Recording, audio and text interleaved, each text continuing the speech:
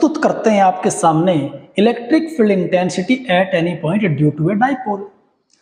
इस टॉपिक को पढ़ने से पहले आपके पास नॉलेज होना चाहिए कि किसी भी डाइपोल की वजह से एक्सियल लाइन पर इंटेंसिटी कितनी बनती है। चलिए बताइए फटाफट फॉर्मूला। यस मैं सुन रहा हूं, आप मन मन में बोलिए। यस, एक्सियल लाइन की वजह से कितनी बनी थी हमारी intensity? 2p upon 4 pi epsilon not x cube. और इक्वेटोरियल की लाइन की वजह से कितनी बनी थी? p upon 4 pi epsilon not x cube. ये दो फॉर्मूले बने हैं, ठीक है। अब यहां मुझे समझ नहीं आ रहा इसको कहां मानूं पॉइंट को। पॉइंट p है, एंगल दिया है थीटा, और ये है मेरा इलेक्ट्रिक डाइपोल मोमेंट, ये वाला p, इलेक्ट्रिक डाइपोल मोमेंट। तो इस इलेक्ट्रिक डाइपोल मोमेंट को मैं क्या रिजोल्व कर सकता हूं? इस p वेक्टर p को क्या रिजोल्व कर सकता हूं? कर सकता हूं। किधर कर सकता हूं? मेरी मर्जी में किधर भी करूं, फर्क नहीं पड़ता। तो मैंने क्या सोचा कि जो पॉइंट P है, एक तो इस C की डायरेक्शन में वेक्टर बना लेता हूं, और दूसरा वेक्टर की शर्त क्या है? इसके साथ 90 डिग्री का उसका एंगल होना चाहिए। रेक्टेंगुलर कंपोनेंट बनाएंगे। तो चलिए बनाते हैं भाई साहब। एक तो मेरा बन गया ये, इसी P वेक्टर को मैंने क्या कर दिया? रिजोल्व कर दिया, ठीक। दूसरा इसके साथ कितने एंगल पे बनेगा? 90 डिग्री के एंगल पे। ये बन गया 90, रिजोल्व कर दिया हमने रेक्टेंगुलर कंपोनेंट्स में। ये बन गया 90, इसके साथ इसका एंगल 90। अच्छा, ऐसे भी होता है। हाँ चलो, ये तो हो गया इसका पार्ट इधर, और ये इधर। ये जो पीछे है लास्ट तक बनेगा ये ऐसे, और ये ऐसे। तो इस डाइपोल को ए बी जो डाइपोल था मेरा, इसको मैंने दो रेक्टेंगुलर कंपोनेंट में डिवाइड कर दिया। एक पार्ट इसका ये और दूसरा ये। तो एक ये डाइपोल था, एक डाइपोल का हिस्सा मैंने इधर कंपोनेंट बना लिया और दूसरा कंपोनेंट मैंने इधर बना लिया। अब मुझे बताइए, इसका नाम लिख देते हैं। ये डाइपोल है हमारा A1 B1, और ये डाइपोल क्या है? A2 B2, ठीक है। अब जो डाइपोल का कंपोनेंट है A1 B1, इसका मैग्नीट्यूड कितना होगा भाई? सवाल ये है। इसका मैग्नीट्यूड, अगर ये एंगल थीटा है तो इसका मैग्नीट्यूड की जगह अगर ये P था तो P को रिजोल्व किया हमने, तो ये क्या हो जाएगा? P cos theta.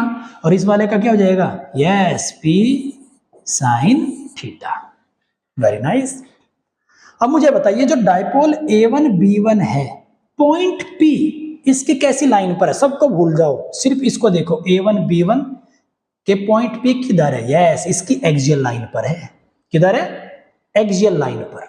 ये इसकी एक्सियल लाइन है, एक्सिस है, तो इसकी एक्सियल लाइन पर है। तो एक्सियल लाइन पर इलेक्ट्रिक फील्ड इंटेंसिटी किधर होती थी? याद करो, एक्सियल लाइन पर इलेक्ट्रिक फील्ड इंटेंसिटी किधर होती थी? डायरेक्शन उसकी, पीछे जाओ ना फटाफट। हाँ, एक्सियल लाइन पर किधर होती थी? Yes, along to the, at axial line direction of E along to the P। जिधर P होगा उधर ही होगी इलेक्ट्रिक डाइपोल मोमेंट के अकॉर्डिंग होगी, P के अकॉर्डिंग। तो ये इसका P है, तो इलेक्ट्रिक फील्ड इंटेंसिटी इसकी वजह से, इस कंपोनेंट की वजह से, A1 B1 जो हमारा एक कंपोनेंट है, इसकी वजह से इंटेंसिटी होगी हमारी इस तरफ। इसे बोल देते हैं E एक्सियल, ठीक है जी। कितनी होगी पता है हमें, ऐसी बात नहीं है कि हमें पता नहीं है। E एक्सियल कितनी होगी? Dipole moment 2 into dipole moment, इसका डाइपोल मोमेंट, इस कंपोनेंट का डाइपोल मोमेंट कितना है? P cos theta. तो 2P कोस थीटा अपॉन में 4 pi epsilon not x cube. ये दोबारा नहीं निकालना, पहले निकाल चुके हैं, सीधा डायरेक्ट लिखना है कि हमें पता है एक्सियल लाइन पर इंटेंसिटी हमारी 2p अपॉन 4 पाई ये होती। तो p क्या होता था? Dipole moment. तो इस कंपोनेंट का डाइपोल मोमेंट कितना है? p cos theta. तो 2 इंटू में इसका moment p cos theta upon 4 pi epsilon not x cube. ये आ गया हमारा। ओके गाइस, नाउ इसके बाद इसकी वजह से इंटेंसिटी ये आ गई हमारी E एक्सियल, जिसका मैग्नीट्यूड मैंने वहां लिख दिया। अच्छा, इसकी वजह से किधर होगी? अब देखिए, बाकी सबको भूल जाओ, इसको देखो और पॉइंट पी को देखो। तो पॉइंट पी इसकी कहाँ है? Yes, equatorial line. तो इस डायपोल की ये क्या है? Equatorial line. तो इक्वेटोरियल लाइन पर इंटेंसिटी किधर होती है भाई? देखो ये डायपोल मोमेंट P इधर है और ये इक्वेटोरियल लाइन तो क्या होती है? Parallel and opposite. तो पैरेलल एंड अपोजिट बनेगी, तो इसके पैरेलल बनेगी इधर, और ये इधर P है तो इसके अपोजिट, P के अपोजिट इधर। ये हमारी इक्वेटोरियल लाइन पर बन गई इंटेंसिटी। तो ये E इक्वेटोरियल और ये E एक्सियल, सीधी सी बात है। अब इक्वेटोरियल पे क्या होता है फॉर्मूला? E इक्वेटोरियल कितना आएगा? यस, 2 तो होता ही नहीं भाई उसमें, सिंपल होता है उसका तो फॉर्मूला। ठीक, क्या? P मोमेंट होता है बस केवल P, और इसका मोमेंटम कितना है? Dipole momentum P sine theta. तो P sine theta upon 4 pi epsilon naught x cube. Equation number first, equation number second. दोनों रेक्टेंगल है आपस में 90 डिग्री के एंगल पर है, तो दोनों का रिजल्टेंट किधर बनेगा? 11th क्लास में वेक्टर्स का रिजल्टेंट क्या बनाएंगे? पैरेललोग्राम। तो पैरेललोग्राम बनाएंगे भाई, और जो डायगोनल होगा वो किसे रिप्रेजेंट करेगा? यस, ये डायगोनल जो टेल को मैच करता है, दोनों टेल को आपस में टच करेगा, तो this diagonal known as resultant. तो ये हमारा क्या आ गया? Resultant electric field intensity. ये चाहिए मुझे, तो मेरा टारगेट है ये निकालना। तो क्या दोनों के बीच में 90 डिग्री एंगल है, तो क्या बन जाएगा? E final is equal to under root E axial का स्क्वायर प्लस E इक्वेटोरियल का square plus 2 E axial into equatorial cos 90। Cos 90 की वैल्यू क्या होती है? 0, क्योंकि दोनों के बीच में एंगल 90 डिग्री है, तो ये पूरा क्या हो जाएगा हमारा? 0। तो क्या बच गया भाई? दोनों की वैल्यू रख दो अंदर, एक E एक्सियल की भी और इक्वेटोरियल। E एक्सियल कितना है? ये रहा 2p cos theta upon 4 pi epsilon naught x cube का square plus p sine theta upon 4 pi epsilon naught x cube का स्क्वायर। ये आगे 0 हो चुका। इसमें से देखिए कॉमन क्या आ सकता है? 2p नहीं, इसमें तो 2 नहीं है। हाँ, p का square 4 pi epsilon not cube का होल स्क्वायर। तो ये स्क्वायर कॉमन लेके रूट से बाहर आ जाएगा और स्क्वायर इसका हट जाएगा, और अंदर क्या बचेगा? इधर बच जाएगा 4 कोस स्क्वायर थीटा और इधर बच जाएगा साइन स्क्वायर थीटा रूट के अंदर। तो चलिए आगे बढ़ते हैं। चलो सैनिकों आगे बढ़ो। तो E इज इक्वल टू क्या था रे? P upon 4 pi epsilon naught x cube. P upon 4 pi epsilon naught x cube हमारा कॉमन आ गया और स्क्वायर हट गया, रूट से बाहर निकल के रूट में क्या बच गया? 4 कोस square theta plus sine square theta. शाबाश। तो क्या इस 4 कोस स्क्वायर थीटा को हम तोड़ सकते हैं? कैसे तोड़ेंगे? हथौड़े से। 4 पाई थोड़ा सा छोटा सा हथौड़ा मारेंगे, एक हिस्सा तोड़ देंगे इसका, ऐसे करके 3 cos square theta plus cos square theta plus sine square theta. तो ये 4 कोस स्क्वायर थीटा तो बन गया। तो ये देखिए क्या बन गई? 10th क्लास की आइडेंटिटी। तो cos square theta plus sine square theta, yes 1। तो फाइनल आंसर क्या आ गया हमारा? E is equal to P upon 4 pi epsilon naught x cube under root 3 cos square theta plus 1। This is the electric field intensity at any point. ये हमारा electric field intensity है at any point due to a dipole.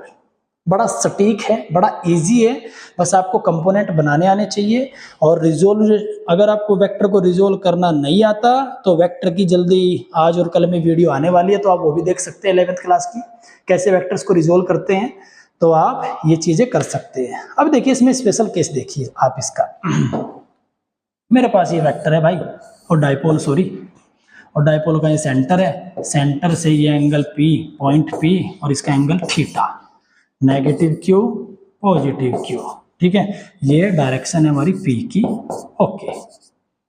अगर इस dipole से point P का angle theta है, अगर मैं इस थीटा को 0 कर दूं तो सीधी सी बात है भाई एक्सियल लाइन पे आ गया, ये तो गलत बात हुई ना, ये तो एक्सियल पे आ गया। अगर इसको 90 कर दूं तो ये इक्वेटोरियल पे पहुंच जाएगा।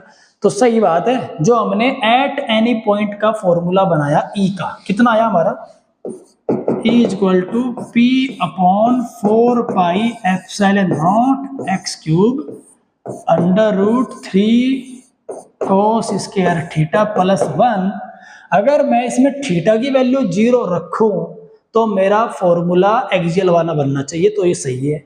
अगर मैं इसमें थीटा की जगह 90 रख दूं तो मेरा फॉर्मूला इक्वेटोरियल लाइन वाला बनना चाहिए, तो मेरा फॉर्मूला सही है। चलिए रख के देखते हैं। इफ थीटा = 0, तो पॉइंट कहां पहुंच गया, थीटा 0 करते ही एक्सियल लाइन पे, ठीक है जी।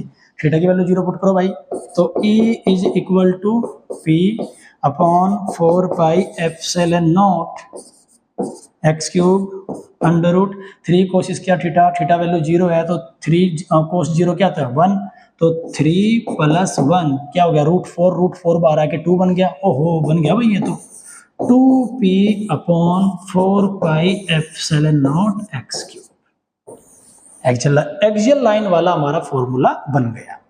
अगर इस पॉइंट P का एंगल 90 डिग्री में कर दूं तो कहां पहुंच गए, इक्वेटोरियल लाइन पे, तो इक्वेटोरियल लाइन वाला बनना चाहिए। चलिए इफ थीटा = 90 डिग्री, तो E = कितना हो जाएगा, P upon 4 pi epsilon naught x cube cos 90 की वैल्यू कितनी होती है 0, तो ये पूरी टर्म क्या हो गई 0, और ये 1 बच गया भाई, √1 तो 1 ही होता है दोस्त, तो कितना बन गया, E = P upon 4 pi epsilon naught x cube. ये इक्वेटोरियल वाला बन गया और ये एक्सियल लाइन वाला बन गया। तो कहने का मतलब ये जो फॉर्मूला है ना, ये ब्रह्मास्त्र है। तो ब्रह्मास्त्र का मतलब क्या है, अगर कुछ बोल भी जाओ और एंगल पता हो, ये फॉर्मूले में पुट कर देना, चाहे थीटा एंगल पता हो, बस आपको अगर उसने एक्सियल लाइन बोल दिया तो आप समझ लेना थीटा 0 रखना है इस फॉर्मूले में। इक्वेटोरियल बोल दिया तो थीटा की वैल्यू 90 ले लेनी है, और ये फॉर्मूले से आप इसका आंसर निकाल सकते हैं। तो ये था हमारा 5th लेक्चर इलेक्ट्रोस्टैटिक का। इससे पहले 4 लेक्चर हमारे हो चुके हैं, अगर आपने नहीं देखे तो जरूर देखिएगा, पूरा कंसेप्ट क्लियर होगा उसमें आपका। न्यूमेरिकल्स भी साथ साथ हमारे चल रहे हैं। तो अगले लेक्चर में हम क्या करेंगे, इलेक्ट्रिक डायपोल को इलेक्ट्रिक फील्ड में रखेंगे और टॉर्क कितना पैदा होता है वो निकालेंगे, प्लस इलेक्ट्रिक पोटेंशियल, इसकी डायपोल की पोटेंशियल एनर्जी कितनी होती है वो निकालेंगे, और इसके न्यूमेरिकल कि कैसे कैसे इसके न्यूमेरिकल्स आते हैं वो सोल्व करेंगे। तो वीडियो को चैनल को सब्सक्राइब कीजिए, वीडियो को लाइक कीजिए और अपने दोस्तों में शेयर कीजिए।